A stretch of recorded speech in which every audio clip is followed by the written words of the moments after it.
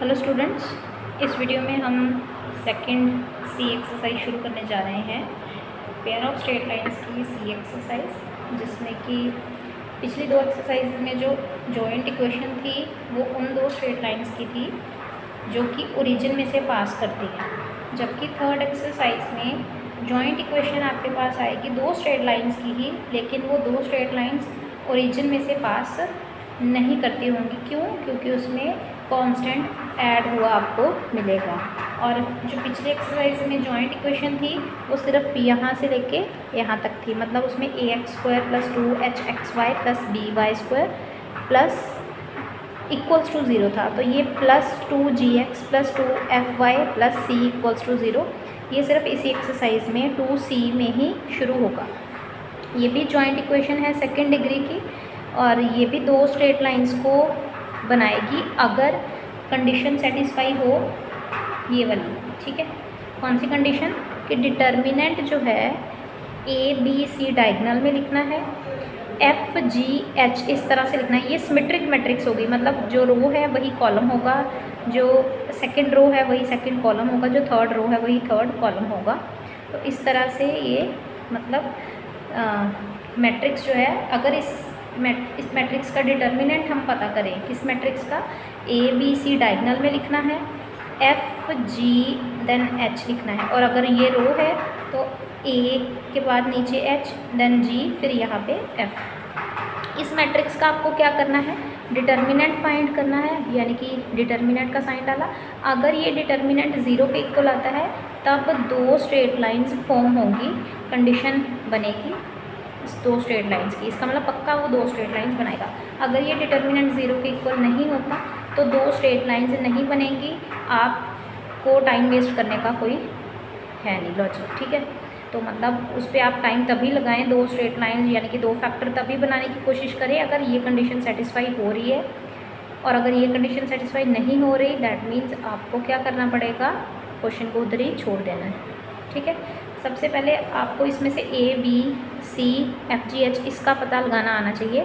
तो इस तरह से जो जॉइंट इक्वेशन दी होगी आपको स्टेटमेंट में, उसमें से आपको H की वैल्यू A की B, F G H और C की वैल्यू, है ना, इस तरह से वैल्यूज़ फाइंड करनी आनी चाहिए पहले तो। ठीक है, जैसे कि ये फर्स्ट एग्जांपल आप देख सकते हैं।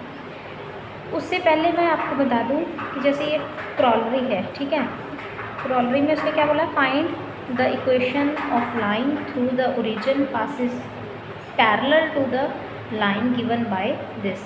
कहता है equation of lines through the origin.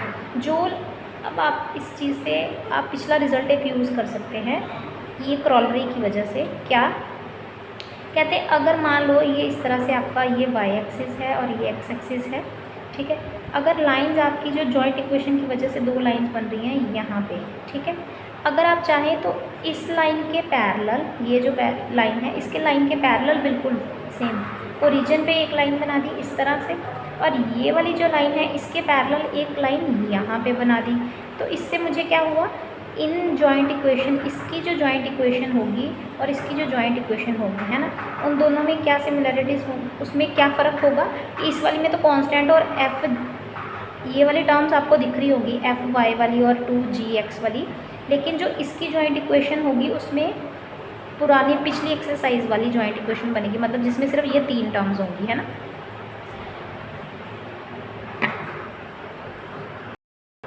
तो इसका हमें बेनिफिट क्या मिलेगा कि इसकी वजह से, इस रिज़ल्ट की वजह से, क्योंकि दो स्ट्रेट लाइंस जो कहीं भी हों उनके पैरेलल हम दो स्ट्रेट लाइंस जो कि ओरिजिन पे हैं उनको फॉर्म कर सकते हैं।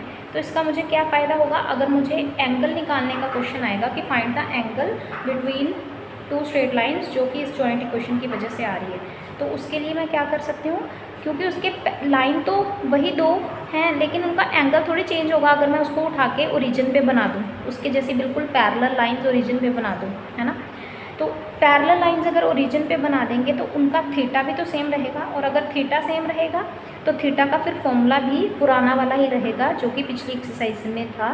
टैन थीटा का formula 2√h² - AB upon a + b। ये फॉर्मूला दो स्ट्रेट लाइंस के बीच का एंगल निकालने का है चाहे वो लाइन ओरिजिन में से पास करें, चाहे वो लाइंस ओरिजिन में से पास ना भी करें, तब भी फॉर्मूला यही रहेगा। बिना दो स्ट्रेट लाइंस निकाले आप सिर्फ जॉइंट इक्वेशन के थ्रू सिर्फ उसमें से ए निकाल लो, एच निकाल लो और बी निकाल के वैल्यूज़ पुट कर दो, आपके पास थीटा की वैल्यू निकल आएगी। थीटा मतलब कितना एंगल है उन दो लाइंस का, वो आपको पता चल जाएगा। ठीक है, इसके बाद जैसे कि फर्स्ट आपके पास एग्जांपल है जिसमें लैम्डा उन्होंने बोला है फाइंड करो। अगर ये जो इक्वेशन है आपके पास ये दो स्ट्रेट लाइंस को बना रही है, उन्होंने बोला है बना रही है, तो इसका मतलब इसका डिटर्मिनेंट क्या होगा? 0। आपको ये वाला रिज़ल्ट याद रखने की कोई ज़रूरत नहीं है, क्योंकि ये रिज़ल्ट इसी से बना है। इसी डिटर्मिनेंट को अगर आप एक्सपैंड करते हो तो आगे यही फॉर्म होता है, तो आपको ये याद रखने की ज़रूरत नहीं, क्योंकि ये ईजिली याद हो जाता है हमारे पास। ये डिटर्मिनेंट याद रखना टफ नहीं है, लेकिन ये याद रखना है ना, अगर आपको याद है तो ठीक है, नहीं तो डिटर्मिनेंट सॉल्व करना किसको नहीं आता है ना।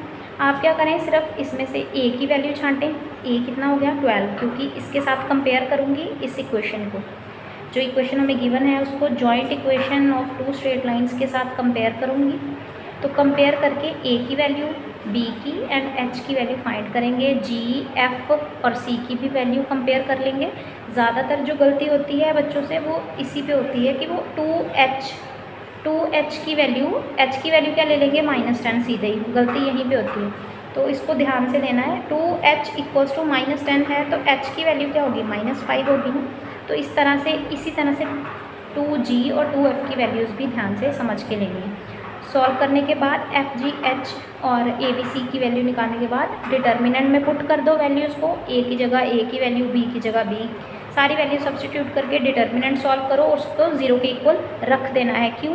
क्योंकि आपको गिवन है कि रिप्रेजेंट कर रही है दो स्ट्रेट लाइंस। उसने ये नहीं बोला कि शो करो, ये आपको लैम्डा निकालने के लिए बोला गया है। तो इसीलिए लैम्डा कैसे निकलेगा? अगर मैं इन वैल्यूज़ को यहाँ पे पुट कर दूँगी, डिटर्मिनेंट को सॉल्व करूँगी, देन मेरे पास लैम्डा की वैल्यू आ जाएगी यहाँ पे। ठीक है, तो ये मेरे पास लैम्डा आ गया। सॉल्व करने के बाद डिटर्मिनेंट सॉल्व करोगे, उसको 0 के इक्वल रखोगे, सॉल्व करोगे, लैम्डा की वैल्यू आ जाएगी। उसके बाद ऑल्सो उन्होंने क्या बोला है? फाइंड करने के लिए एंगल भी बोला होगा।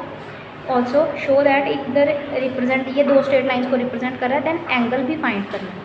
तो एंगल का फॉर्मूला मैंने बताया है, चाहे वो जॉइंट इक्वेशन ओरिजिन में से पास करने वाली दो लाइंस की हो, चाहे ओरिजिन से पास करने वाली ना हो, तो हम क्या करेंगे? tan थीटा का फॉर्मूला लगा देंगे। ठीक है, जिसकी वजह से हमें tan थीटा के लिए हमें क्या चाहिए?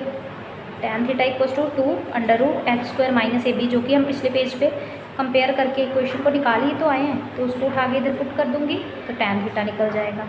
इसके बाद सेकेंड एग्जाम्पल, बिल्कुल ईजी एग्जाम्पल्स हैं। उन्होंने बोला प्रूव दैट कि ये इक्वेशन हमारी दो स्ट्रेट लाइंस को फॉर्म कर रही है। तो सबसे पहले आप चाहो तो इस पर कंडीशन लगा के चेक कर लेना, डिटर्मिनेंट पक्का आपका 0 ही आएगा, ए, बी, सी, देन एफ, जी, एच। ठीक है, इसके बाद ये चीज़ इस साइड भी।